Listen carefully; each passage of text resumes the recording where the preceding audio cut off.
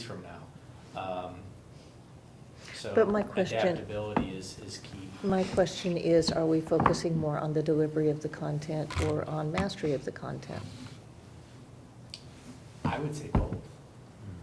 You cannot, mastery of content and delivery of content, you cannot remove the teacher from the environment. That's the most critical piece I agree. to this equation. So you can host content in an online format, but the real learning takes place when that content is engaged with a teacher in the classroom. Right. And that's where it really becomes powerful. Or the teacher is, another student or another learner that they're engaging with that solidifies their learning. Right. But I think we I want agree. both, for sure. Because innovation for innovation's sake, without it driving mastery of content and learning, why do it? Yeah. You have to make sure that the outcome is what you're wanting to pursue. Right. Good questions. Real quick, where do you stand right now in terms of number of devices or computers in the district relative to the number of kids, and how do those shake out? What kind of tools do we have? We just broke the 2,100 barrier, so. Yeah. So it's almost as many as students, but there's a lot that are. You're including teacher devices, Yeah, and yeah. so that knocks it down Yeah. a couple hundred. And are they half mobile lab laptop kinds of things and half desktops? Is that or is it It's more? more laptop than desktop. More laptop than Almost desktop. two-thirds laptop. Okay. Yeah, so, yeah, we got a couple out there. Which relates to 10.01, which is a computer technician to help service and manage all the devices that we currently have. Okay. Because Rob's not 24/7? Yes, exactly. Yeah. Very Yes. Feel The like- campus is Yeah. big. Yeah. Thanks, Rob. Thank you, Rob. Thanks, Rob. Takes us into board discussions. First one is economic sustainability, and I will let Russ start the conversation. Thank you. I'll try and be brief.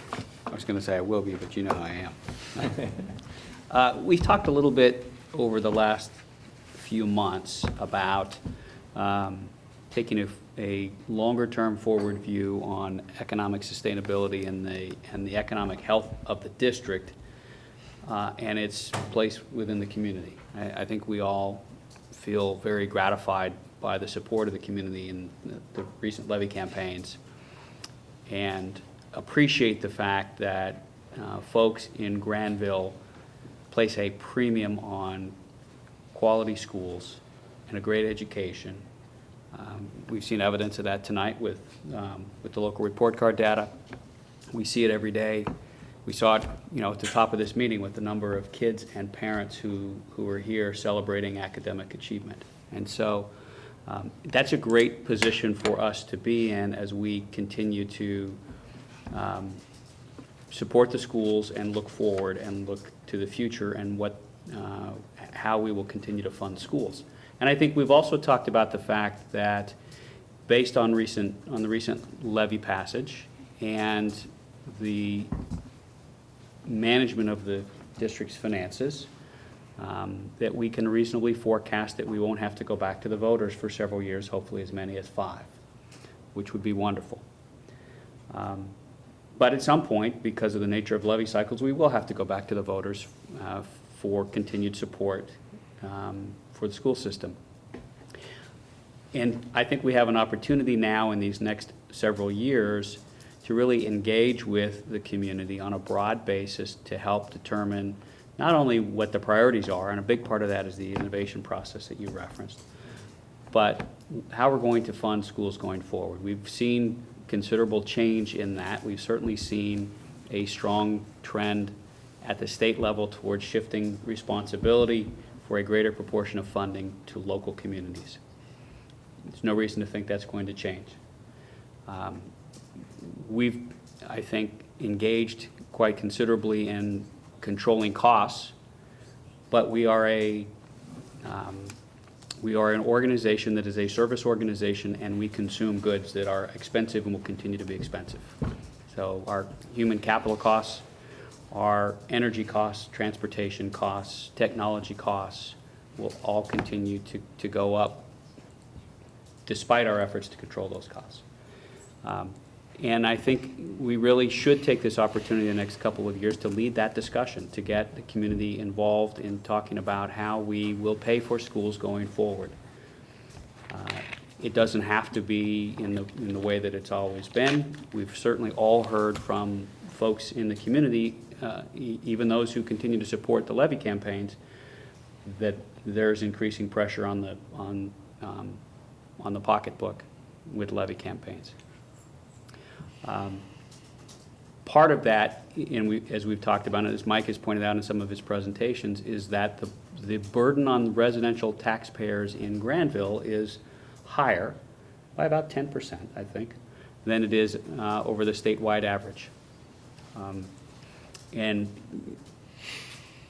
I think there's an opportunity for us all as a community to look at that and see if there's something that can be done there to not to increase, and I want to make this very clear, not to increase taxes on local businesses, but frankly to build the business tax base, to take steps as a community to ensure that, that the business community is vibrant and healthy and growing, and benefits the broader community, and including the schools.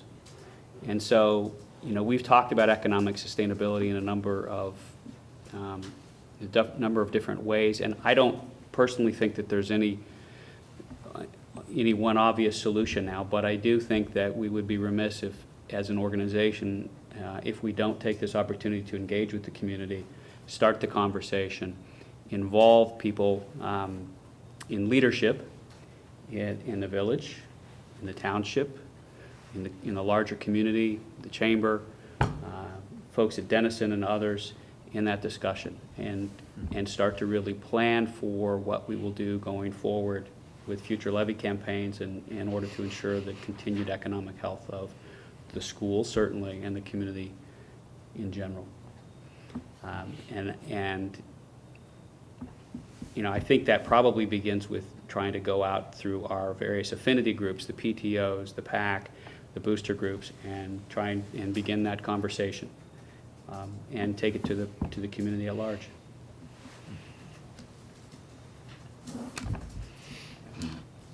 That's great. I mean, I'm really excited about the innovation process, right, and that strategic planning piece that, you know, I've kind of been waiting to do for a long time. I think a lot of us are excited to get into, but the financial piece of it is extremely important, right, and it really plays off. We all have lots of great ideas of things we can do, right, but getting that confirmed support from the community and having a sustainable way to ensure that, you know, the programs and the education that we want to offer is going to be viable long-term instead of cyclical with the levy cycle is just critical.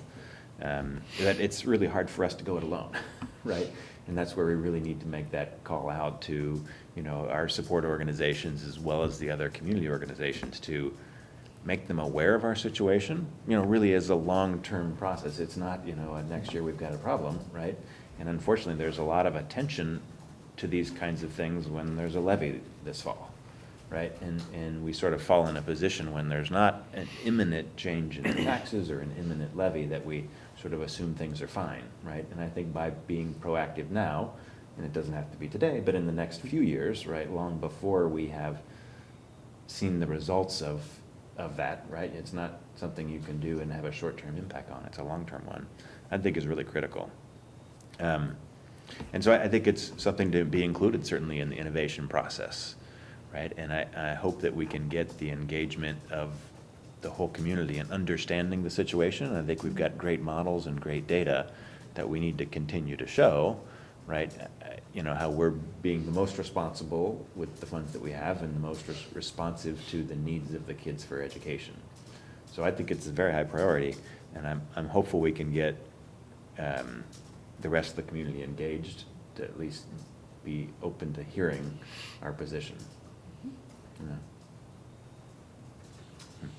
At one point, the board had talked about hosting kind of a forum, but I'm hearing, maybe that we want to first reach out to our internal or within organization affinity groups, PTO boosters, and then broadening that out. Did I hear that accurately, or are you thinking that's happening simultaneously? I guess my personal view is, I think in order to have that community outreach, we need to build up through our constituent groups. Whether it's looking out 60 days from now and scheduling an open forum that we would host, but then in that interim period of time, working through those various groups in order to entice people to participate, to show up, to engage in the dialogue. Can we talk about a working session at some point that we thought might be a good interim step toward that? And there have been some conversations with groups already, but this is more of this Board of Education kind of hosting something of. Right, no, but I broader mean in terms conversation. of Russ's look at the constituent groups, We- and then the planning out the 60 days. Yeah, I think we've talked about it. We haven't yet engaged with those constituent groups. And let's face it, this doesn't happen unless people engage, unless people decide that it matters, that the economic sustainability conversation is timely and relevant. And I think we need to take steps to help inform and educate, so that people can evaluate that and make a decision about whether to participate. To me, the logical place to start is with the various affinity groups, the support groups, the Ed Foundation and others, and then spread from there. But it clearly is going to require participation from all corners of the community. So I guess, I'm not being responsive to your question, Jeff. I think. I think it was an open-ended Yeah. question. I think a public discussion is the right way to go. I just don't want to put something on a calendar and not have anyone show up. Right. I think we have to really work assiduously and affirmatively to get people to show up. Yeah. Well, Mike, I know you have scheduled the next meeting of the Finance Committee, right? And Yes. this might be something we want to put on the agenda for that, to start the discussions in that group, right? Because there's a group there that's very knowledgeable about the situation and the progress, and see if they have some Okay. thoughts on how to move it forward. It might be That's a good worthwhile to idea. have an item on the agenda there. When's the next meeting of that? The October? 6th, October 6th. Mhm. Yeah. Okay. Well, I will, I know I'm meeting with a couple of different groups already, and so I will embed that into what I'm delivering to those groups, and then we'll work to put another date on the calendar for a broader conversation. Sure. And it may well be that it may be too premature to do this, but certainly I'd love to see some co-sponsorship. Yeah. With Denison, with the Chamber, with any of the, administrative or governing bodies. And we will definitely send an invite, and I will tell you that I've had conversations with leadership within different organizations that are willing to engage in that conversation. I wonder if it'd be useful to put together some kind of, like, one-pager position statement or summary of what this is about. Because I think it's a little bit hard to get your mind around what is economic, sustainability and how does that work? And if there were kind of one little page that we could point to, like, this is kind of what we're talking about, right? It's not like, we're gonna be out of money next year. But I think he did a great job of summarizing it. Let's just We take it off recorded. we'll take the the notes, right? transcription off. No, literally, right, that might be a great way to do it, right? And put a little bit of figures to it or something along those lines to kind of help people when they hear this or they see it in the paper, like, what are these guys really talking about, right? To kind of say, this is where we're coming from, right? Because I think that will, The objective is future levies should be at lower millage and for longer periods of time, because we've broadened the tax base. mhm. Yeah, I think your three words, healthy, vibrant, and growing were those are the buzzwords that this is all about. I'm actually excited. I think we have a real opportunity here. And I hope it it resonates with folks. But to me, I would feel badly if we don't take this opportunity that the community's given us and the time that we have to do something about this. Mhm. You know, like Thomas said, I don't want to find ourselves in the throes of a next levy campaign Absolutely. and, not having planned and really been proactive. Mhm. Thank you. Yeah. Anything else on that topic? A couple of you referenced discussing fundraising in the schools. And so I will open up the floor to those who wanted to talk about that concept. We do have board policy related to fundraising activities. The policy letters are IGDF, student fundraising activities, and then also IGDG, which can be found on our website under the board area and board policy. But I will. Could you give us a quick and dirty of the alphabet? Sure. It allows it. And there is a process that is, that either the advisor or the adult has to go through to get approval for fundraising activities. The guidelines have to include, the time and places in which the funds are being collected, the method of solicitation, and making sure that it doesn't place undue pressure on the students, and limit the kind and amount of advertising for the solicitation. And it really is related to trying to fund activities or opportunities for the students above and beyond what is taking place or provided by the school district. For clubs, for extracurriculars, co-curriculars, and the like. I think that last piece is the key that my question came from, because I know this stemmed from an exchange I had with a couple of students who didn't know why they were fundraising. And so my comment was, what would happen if they were knocking on the door of a community member's house and that was the case? And would the community member wonder, well, why are we raising money separately when I've already voted the millage? And so that was kind of why I felt like this was a good discussion to have in light of the bigger discussion that we just are opening up with, the fundraising that the affinity groups do, the booster organizations, are clearly different from what the students are doing. But what the students are doing isn't necessarily clear either to them or to anybody else as to what is unique about what a student fundraising project would be, right? And I guess that's kind of why I wanted to put that out there. And I think if you look at, for the most part, and I do think we need to clean this up a little bit, and I would encourage the board to give me a directive at the end of this conversation. But I think if you look at, for the most part, what's taking place, it's to fund activities or trips or opportunities that the students are doing from a club perspective. We have an annual budget process. The annual budget process should cover the needs of the teacher to perform their duties as outlined in their job description. Doesn't necessarily say their wants, but that's the budgetary process.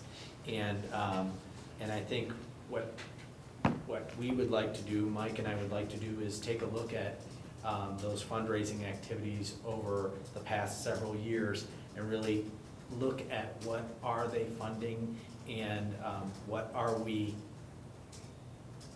putting out there as a perception and as a product. And what are we asking our kids to do? I think that's an important question. Right. I think there's a distinction to be made between the outstanding job that the support groups do I have bought several mattresses myself, and they're very comfortable. Hear that, Brad? We'll have more next year. They really are, and I'm hoping so. But I have a bigger problem with the kids doing the fundraising. My mother-in-law, who was retired from the schools, 20 years at least retired, remembers and reveres a previous superintendent who came in, saw kids selling candy bars, and said Granville is an affluent enough community that our kids do not need to be selling candy, and figured out how to make that work. So I guess the line for me is between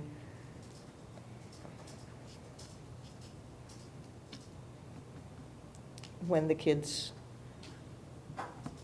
are, and especially if they're not really quite understanding what the need is, what the want is, what the purpose is. Whether it's a want or a need. Right, right. Great economics lesson. Right. So, yeah, I think if you and Mike could get your arms around what is, and I would even draw a line between kids raising funds within the schools from other students and their, canvassing the neighborhood. That's Yeah, I a agree. distinction. Yeah. And I think, ultimately, what I would anticipate is us doing a little data collection, sharing back with you some of the results, and then really looking at the policy as it's written, giving that to you, having you take a look at it and see if it says what you want it to say. And if there's a governance issue and we want to clean up the language Right. to better align with what your philosophy is as a governance team, then we look at that long-term. I think too, part of that if you look at, for example, the 8th grade Washington DC trip, which we have on our agenda, which is funded by parents. To my knowledge, in the time that I have lived here, I have never had a student knock on my door to sell me a candy bar raising money for their trip to Washington DC. So also in that process, what are the things that, is in that want and need process? Why are some things directly considered a parent responsibility? Some are directly considered a shared responsibility, and then some are become a fundraiser. Is it just the dollar amount? Is it something else? And also, just in the bigger picture, again, thinking out to where we might not want to have this discussion again like we had a year or two ago with pay to play, so to speak, pay to participate. This also Right. gets it in a different way at that issue, or how do we feel about those kinds of things. So Right. I think it's really important in this bigger discussion that we have a clearer. How does all this affect the opportunities that the kids have? Right. And I think that's a good question to ask. I don't know that I can answer it right now. Is But- that the but we directive do- you want? What's that? Is that the directive you want? Yes, yes. But I do think in Granville, we have been very agreeable to creating a lot of opportunities for our students, via club, extracurricular, co-curricular. And,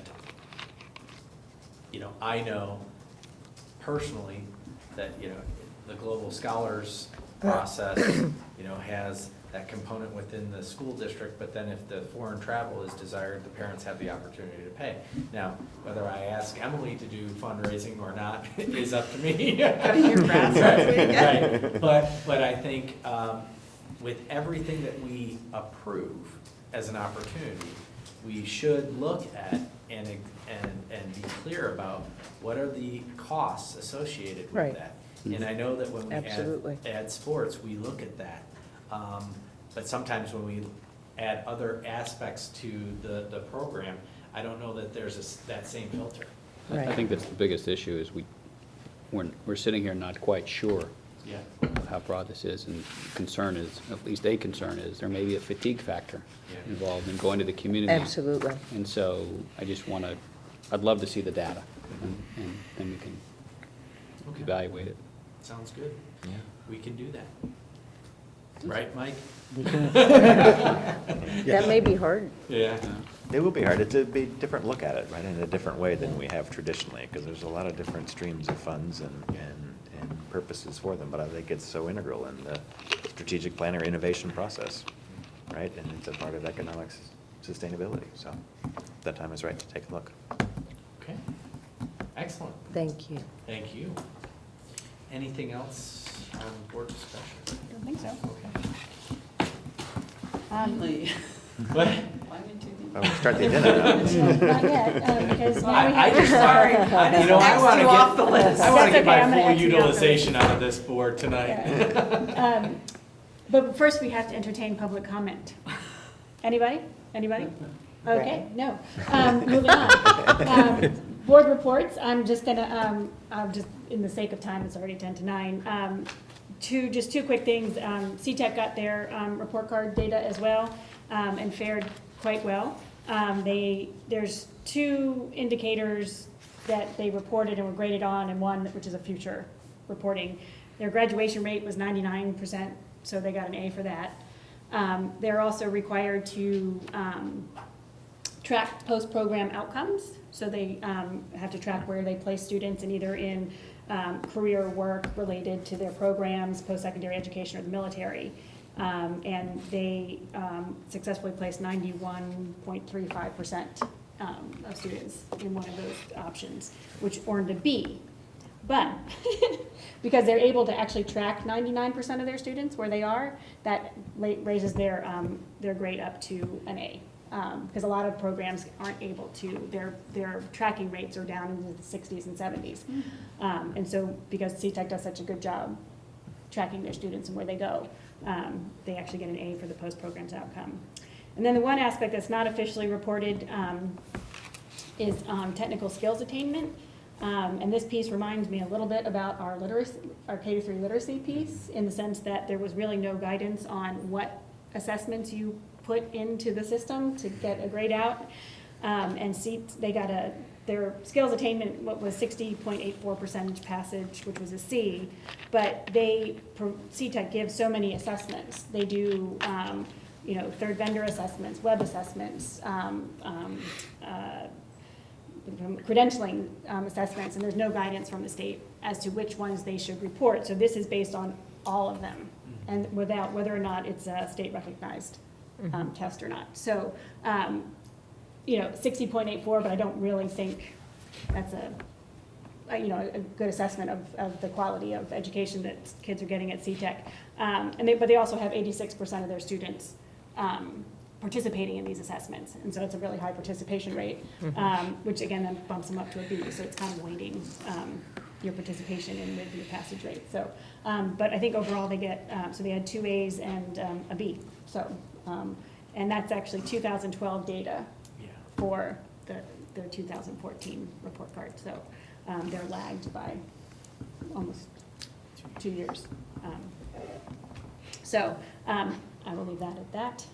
They did start off, they're at near capacity with 710 students this year, so that's also very encouraging. And then the one legislative piece is just really about House Bill 597, which is the Common Core. Just to say that it's still in the House Rules and Reference Committee. It hasn't been voted out yet. There's been amendments, none of which are going to make us any more supportive of the legislation. It really hasn't gone anywhere yet. So that was, I don't know, OSBA hasn't really given us any other updates recently on anything, so. It's, if it makes it to the floor of the House, it will not be until the lame duck session. Okay. So it will not be till after the November election. So that's. The other thing that we're watching internally is the graduation committee work. We've been advocating with the state board member to try and allow flexibility. I think if you look at some of the comments made by state board members, the initial conversations related to science were around biology and chemistry. And what came out of the conference committee work was physical science and biology. And we're advocating for some flexibility and to utilize so that we don't actually move our students backwards into physical science after they've already progressed beyond that curriculum. So we're monitoring that. We're advocating on behalf of flexibility. So we'll see how that pans out over time. Other than that, there wasn't a whole lot going on with education in the state legislature. Okay, action agenda. Okay, 10.01. So it's out.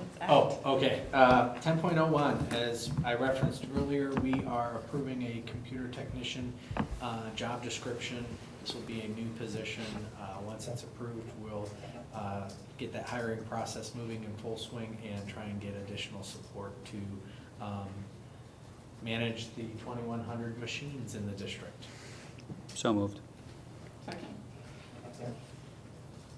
This is also a position that could be potentially shared with. Yes, thank you for bringing that up. The village and the Granville Rec District have expressed an interest in being able to utilize that person for a fee for tech IT services within their organizations. And so I will be bringing to you a contract at some point for both of those organizations for a fee structure. So yes, we will offset some of the cost of that position. Any other questions? Thank Dr. Roll, you. please. Mr. Janice. Aye. Dr. Rentel. Aye. Mr. Miller. Aye. Ms. Deeds. Aye. Dr. Corman. Aye. Next item, 10.02, is the employment of the communications coordinator. I will ask for a motion and then. So moved. Okay. Second. I am very happy to announce that we will be hiring Beth Black for a one-year contract as a communications coordinator. Beth has been in the Licking County area most of her life. She has been an education reporter with the Advocate in years past. She has been at Longenberger and 31 Gifts in marketing and communications. Her skill set is tremendous. I'm very excited about her joining our team and helping us communicate the excellent news of the school district. So we anticipate that she will start as soon as possible. Great. Any questions? Dr. Roll? Ms. Deeds. Aye. Dr. Rentel. Aye. Mr. Janice. Aye. Mr. Miller. Aye. Dr. Corman. Aye. Thank you. 10.03 is another, well, I say another, we've approved quite a few contingency contracts, but this is an audiology contract from The Ohio State University Speech and Hearing Clinic. This is a contingent contract. It is not something that is going to be utilized right now. It's if we have a student that has those specific needs, that we have a contract in place so that we don't delay service based on board action. Second. Have we had this kind of contract before? Yes, yes. Okay. We've just used different vendors. Similar hourly rates. Yes, they are expensive. One hopes they don't live far away. Yeah, let's hope. We'll try and get ones close. Any questions? Take the roll, please. Dr. Rentel. Aye. Mr. Janice. Aye. Mr. Miller. Aye. Ms. Deeds. Aye. Dr. Corman. Aye. Another contingent, or actually, this is services that are currently being utilized. 10.04 is the Educational Service Center of Central Ohio agreement for teacher of the visually impaired, a behavior specialist, and the adaptive PE services. So moved. Second. That was Amy and Kate.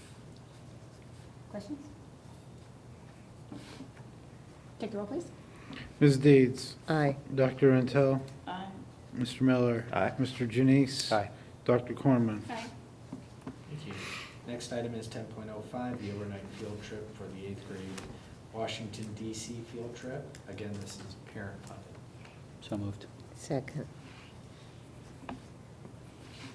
I ask this every year. Can I go? And your kids always say no? No, Dad. Well, you don't have any kids going this year, I don't. so. So that's my shot, man. Get on the substitute teacher Yeah. list, and then you can. It's a great event. Start working on Ethan. Yeah. Any other questions? Comment? Take the roll. Mr. Janice. Aye. Ms. Deeds. Aye. Dr. Rentel. Aye. Mr. Miller. Aye. Dr. Cornman. Aye. Next is a maternity leave, 10.06, for school nurse. So moved. Second. Questions? Take the roll. Ms. Deeds. Aye. Dr. Rentel. Aye. Mr. Janice. Aye. Mr. Miller. Aye. Dr. Cornman. Aye. Next is 10.07, unpaid leaves of absences for a couple of independent days, and then we have one employee that's going to be out for a period of time for a couple of medical procedures. So moved. Second. Marta is coming back in January. Robert, is that right? Yes, But Misty Postle leaves in November, yes. so. There is going to be an overlap, or a need Okay. for an additional person to fulfill that role. For a month. Yes. Okay. Yep. Any other questions? No. Take the roll. Ms. Deeds. Aye. Mr. Janice. Aye.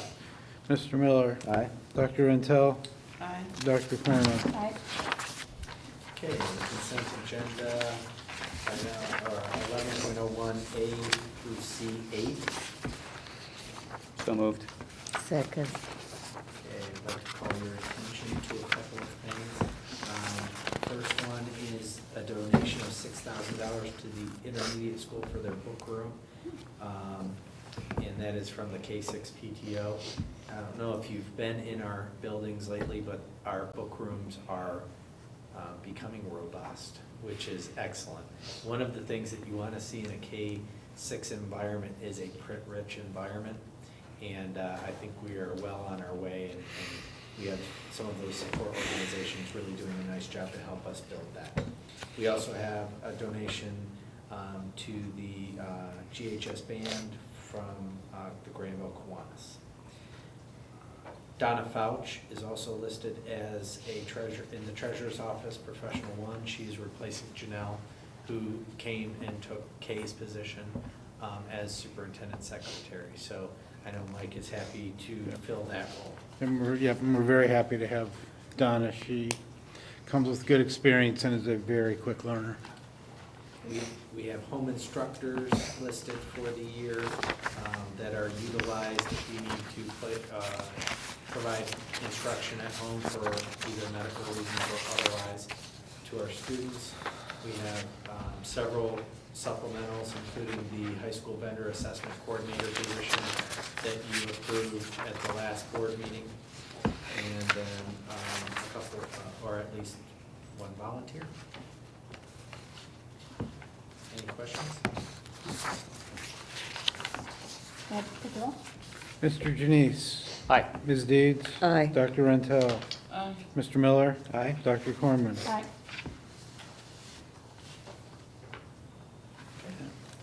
Thank you. Financial statement, I'll have a brief financial report. If I can get a motion in a second, I'll go through the report quickly. So moved. Again, it's early in the fiscal year and things are still taking shape. The couple points I want to bring out, the property tax settlement was received right at the end of August, so we have all our property tax money. We ended up about $38,000 lower than we were expecting out of 7.7 million, so it's a little under 0.5%.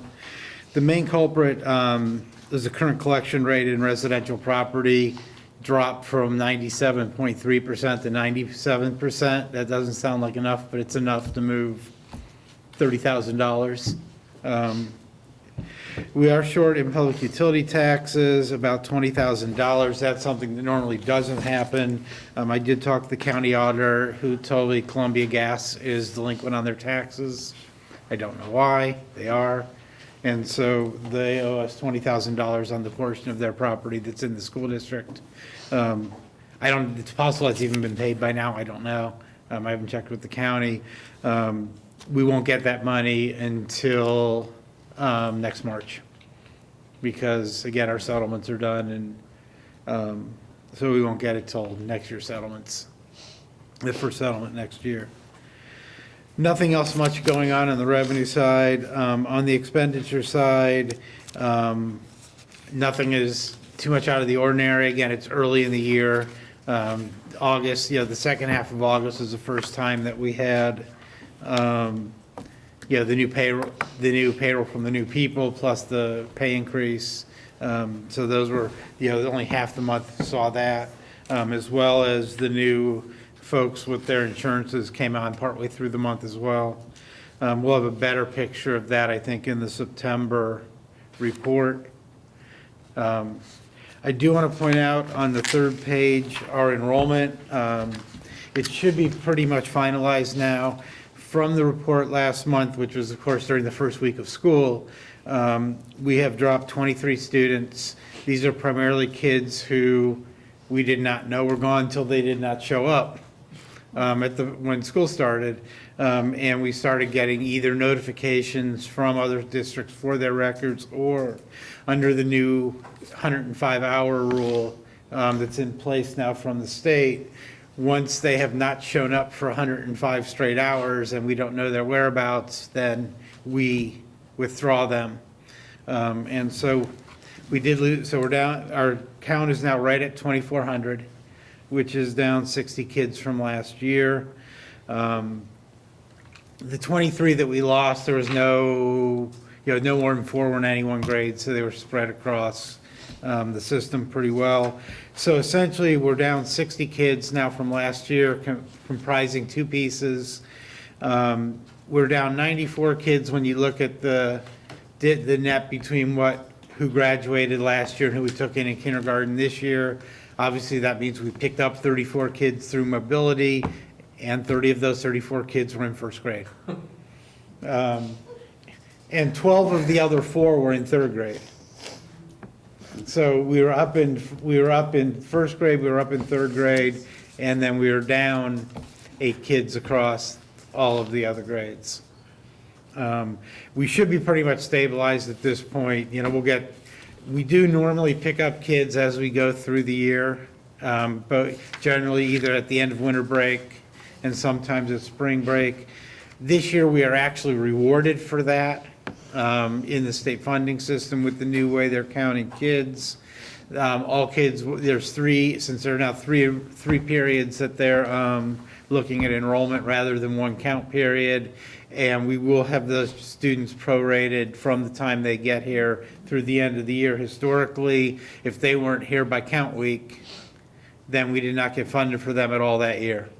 So now if a kid shows up on November 5th because they move into the district, we will get funded for that student from November 5th through the end of the year.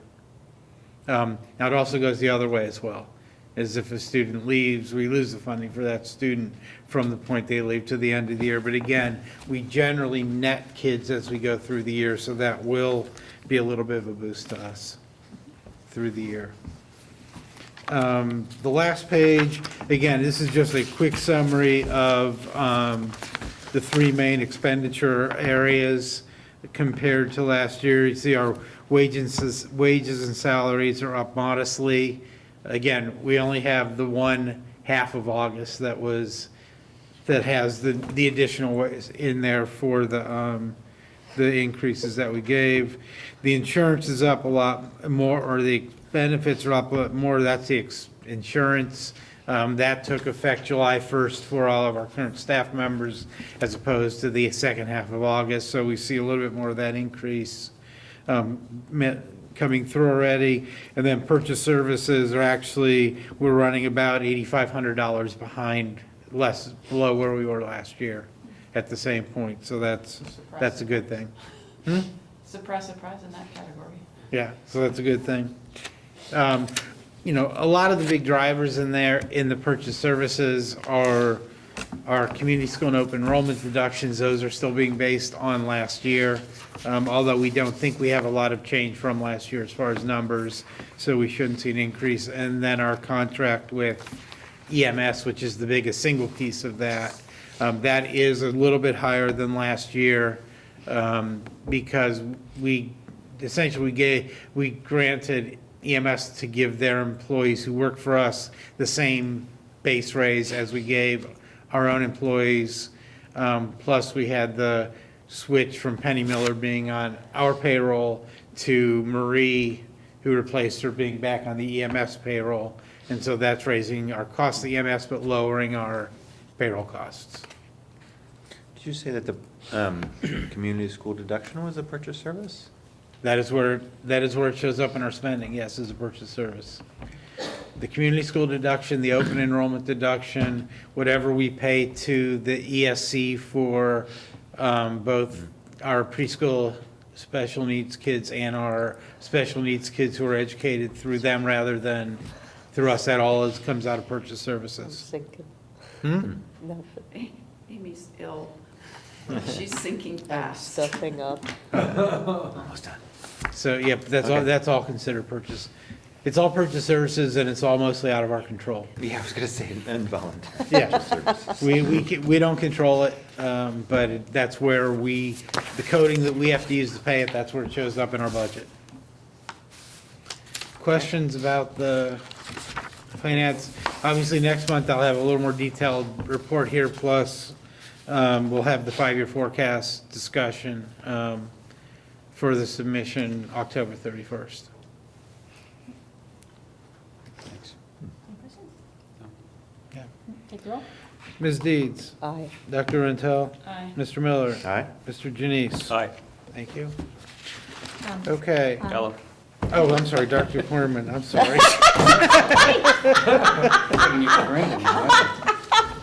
Okay, sorry about that. It's Don't getting get late. no respect. Moving right along. It's trying to get to the next item. The next item is a transfer of funds. If I could have a motion, I will then beat my head against the table a couple times and then explain why we're doing this. So moved. Second. I'll second Katie. Who, do you move? Katie. I moved. Okay. Second. Why we are doing this.